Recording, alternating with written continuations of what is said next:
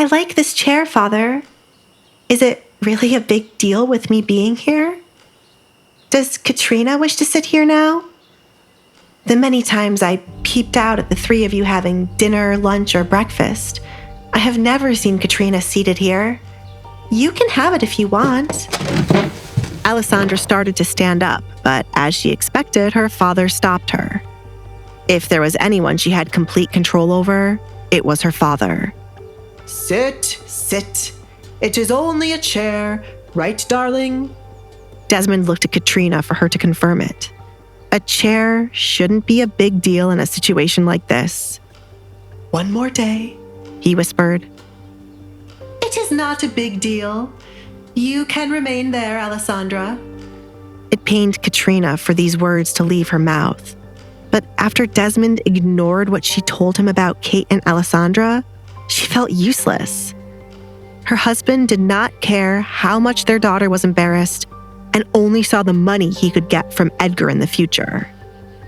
Katrina was on the fence about Kate sleeping with Edgar to guarantee she would wed him, but now she was fully on board.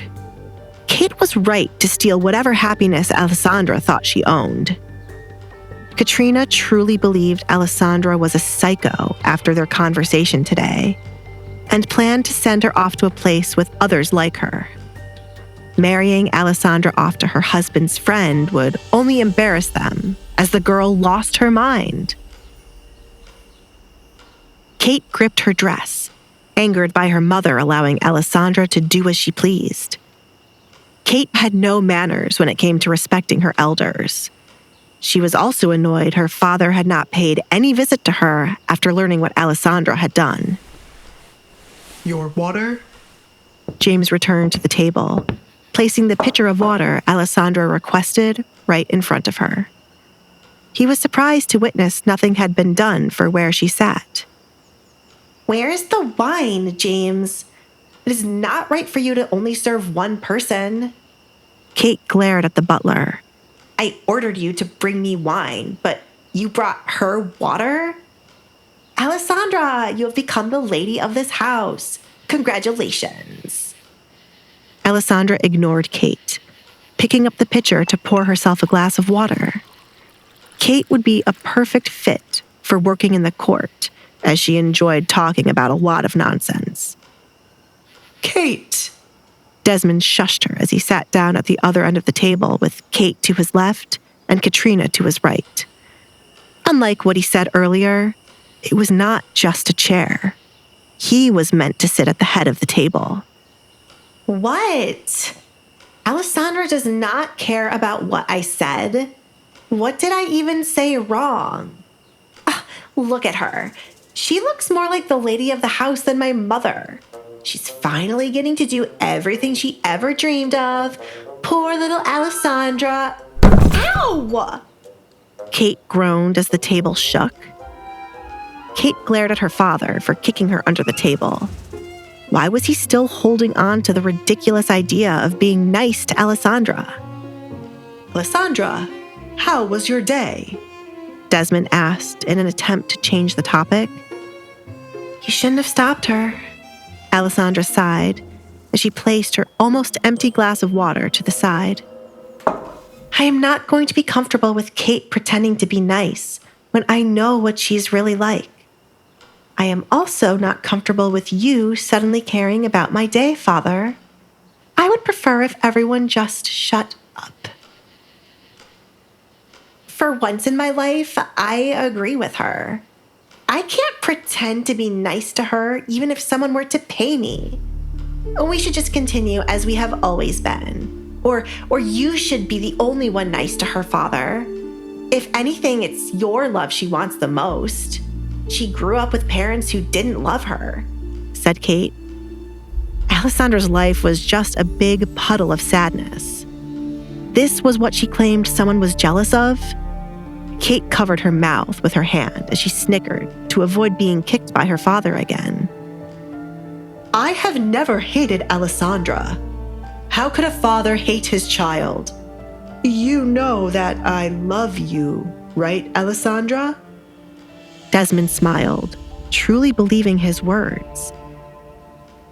If he did not love her, why else would she still be living with him when girls her age had already married and started their own families? I know you love me, Alisandre replied, watching as her father's smile widened. From what I viewed love to be as a child, you do love me. From the way you ignore me, look at me with disgust whenever I show myself to your guests by accident, how you allow others to treat me, how you think the Duke could not have fallen in love with me, that is your love. It is how you were with my mother. I can only compare it to a mother's love, but it's not like that was much better. Mother ran away, leaving me here with you. I think I've only experienced the bad kinds of love, but it is still love, right? Ugh. Desmond didn't know how to respond to Alisandre's confession. He was certain he had treated her right by keeping her with him after all these years. Any other person would have gotten rid of her. I have kept you sheltered here for many years. That is your duty as a father. You are meant to protect your child. Father, after the incident, you were the first one to look at me with disgust. It was you who wanted to hide me away and fed into the rumors of me being cursed, even though you knew the truth. I am sheltered here not to be protected, but for your friends to not see me, Alisandre replied. Keeping her here was not a grand favor when she wanted nothing more than to run away and live somewhere else.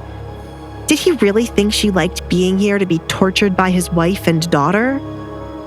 If only he had stopped the rumors in the early, or at least stopped what happened to her face, then she would have long left this home and probably be married to someone by now.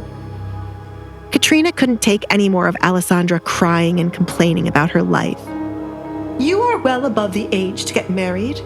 The moment you turned a woman, your father could have kicked you out, but he allowed you to stay here. His duty as a father ended when you became a woman, but you have never been grateful. Allow me to stay here? Is it not the inheritance you would have to give me should I leave that is keeping me here, Father? Give it to me and I shall leave right now. Alisandre held out her hand for what belonged to her. When you quietly roamed the house, trying to avoid being seen, you would hear many things.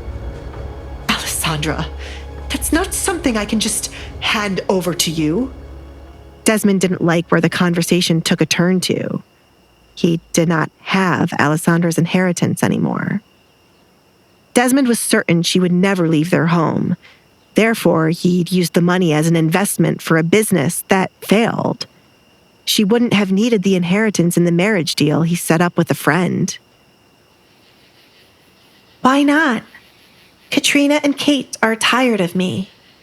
If you give me the money, it is more than enough for me to leave this place and never return. I might even leave town and not marry the Duke. Alisandre continued to push for it. Kate's eyes lit up upon hearing this. Give her the money, Father. Make her leave. It's not possible that you do not have it, right, Father? If I bring this information to the court, you could be investigated, as you are not meant to touch my inheritance. This is why he has never gotten rid of me. Alisandre side-eyed Katrina. This was the reason Alisandre had never asked her father to let her leave. When she overheard him speaking about her inheritance being drained, Alisandre knew she couldn't just leave her family. In the end, she decided to look for a man desperate enough to marry her. I will gather the money owed to you, Alisandre. Do not mention it to anyone, especially Edgar. Desmond knew he would be screwed if Edgar found out about what he did. Edgar's father was one of the men who fought for children's inheritance to be protected until they either married or decided to leave their families. A large scandal in the town was what prompted this law. Alisandre's inheritance would have been her dowry for her marriage, but with her reputation, Desmond didn't think she needed it. You didn't think anyone would ever want to marry me? Alisandre didn't have to read his mind to know that was what he was thinking. I will keep my mouth shut. However, you should refrain from ever saying you were nice enough to shelter me here for so long. Understood? Yes. Desmond had to clear his throat after stuttering. For a moment, he feared the way Alisandre spoke to him. How did she know about the inheritance being gone? Alisandre held a card that could ruin him should she tell the court about this. For his safety, Desmond was contemplating getting rid of her and telling the Duke she ran away. To listen to the full audio series, install the Pocket FM app now.